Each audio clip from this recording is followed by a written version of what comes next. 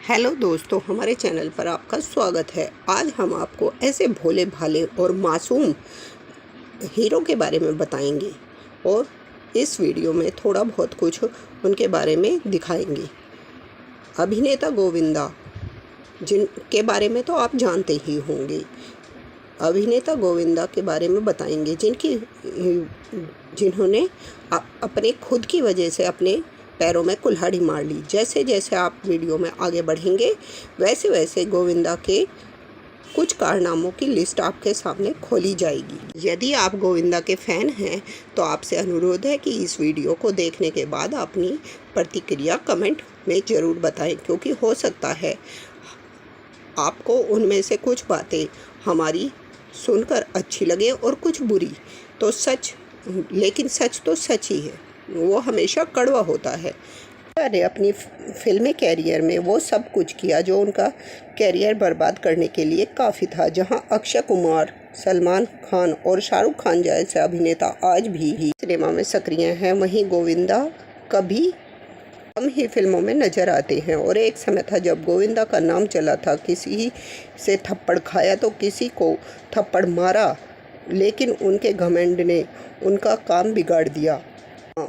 बड़ा दिलचस्प है गोविंदा की ज़िंदगी के किस्से। हम गोविंदा जी की ज़िंदगी से जुड़ी कुछ ऐसी घटनाओं के बारे में आपको बताएंगे, उनके बारे में कुछ कहानी भी सुनाएंगे। गोविंदा का करियर बर्बाद हुआ समय था जब बॉलीवुड में गोविंदा का सिक्का चला करता था और उनका स्टारडम खानों पर भारी पड़ता था। हर डायरेक्टर और प्रोड्यूसर सिर्फ गोविंदा के साथ काम करना चाहता था।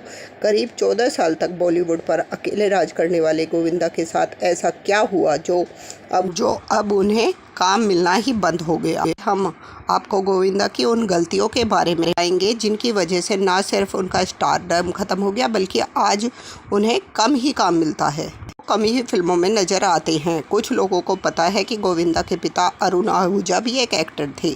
उन्होंने शारदा फिल्म में काम किया था।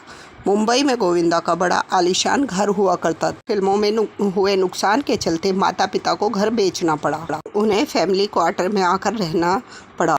21 दिसंबर 1978 को उनके घर गोविंदा ने जन्म लिया, जिनका शुरुआती नाम गोविंद था, लेकिन पंडित की सलाह पर उन्होंने अपना नाम गोविंदा रख लिया। माता पिता दोनों ही फिल्मों से जुड़े हुए थे, तो गोविंदा को भी फिल्मों में लगाव हो गया। हालांकि माँ चाहती थी कि गोविंदा बैंक में जॉब करे। फिल्मों में आने के लिए गोविंदा ने बड़े बड़े प्रोड्यूसर और डायरेक्टर के नौकरों से दोस्ती कर ली और उनके हाथों का वोट उन तक पहुंचा दिया। एक दिन गोविंदा पर प्राणलाल जी मेहता और प्रहलाद की नज़र पड़ी। दोनों ने गोविंदा को 2 फिल्में मिली। 1986 में गोविंदा की 2 फिल्में लव 86 और इल्ज़ाम रिलीज हुई। दोनों ही फिल्में सुपरहिट रही और गोविंदा राठौर बन गए।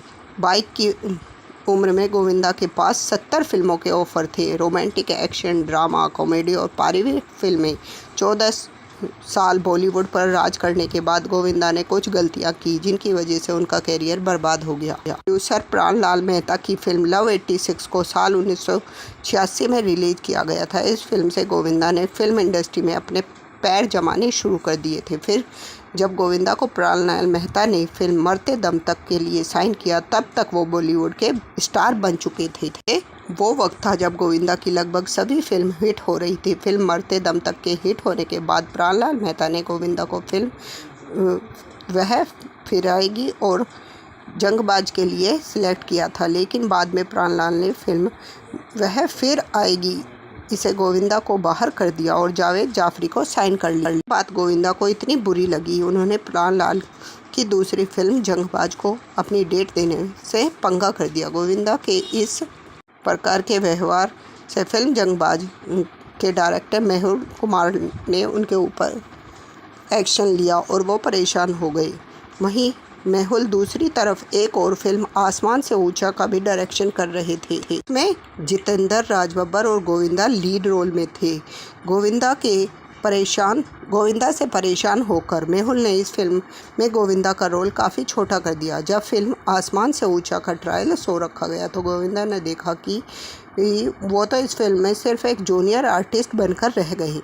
गोविंदा ने फिल्म के निर्माता सुजीत कुमार को बहुत कहा कि फिल्म में उनका रोल थोड़ा बढ़ाया जाए, लेकिन सुजीत ने गोविंदा की एक ना सुनी। सुजीत और गोविंदा में इस बात को लेकर बहस हो गई। इतना ही नहीं, दोनों में हाथापाई हुई, जिसमें गोविंदा ने सुजीत कुमार को थप्पड़ तक जड़ दिया। बात बहुत बिगड़ गई थी। इसी वजह से इस फिल्म में गोविंदा की डबिंग भी एक मिमिक्री आर्टिस्ट से करवाई गई थी। एक से ज़्यादा फिल्मों में काम करने के चलते गोविंदा कई बार सेट पर देर से पहुंचा करते थे। वहीं एक बार की बात है, अमरीश पुरी बिल्कुल शूटिंग के टाइम से पर पहुंच गए, लेकिन उस दिन अमरीश पुरी को गोविंदा का काफ़ी इंतज़ार करना पड़ा और गोविंदा सेट पर सुबह 9 बजे के बजाय शाम को 6 बजे पहुंचे। इससे अमरीश पुरी काफ़ी गुस्सा हो गए और दोनों का झगड़ा हुआ। इसके बाद अमरीश पुरी ने सबके सामने गोविंदा को जोरदार थप्पड़ मार दिया। कहा कि गोविंदा ने बॉलीवुड में एक बड़ा नाम हासिल कर लिया तो उनमें घमंड आ गया और घमंड उनके सर चढ़कर बोलने लगा है। शूटिंग के दौरान गोविंदा कभी समय से सेट पर नहीं पहुंचते थे। इतना ही नहीं, बल्कि वह हर सुपरस्टार के आगे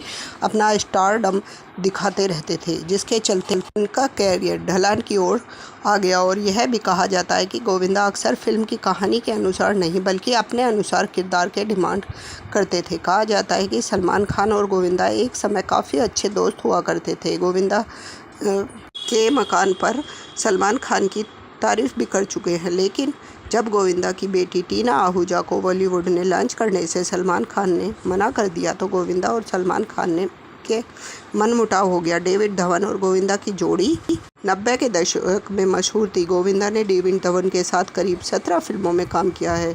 उनकी इजाज़त और उन्हें बॉक्स ऑफिस पर सफल हुई।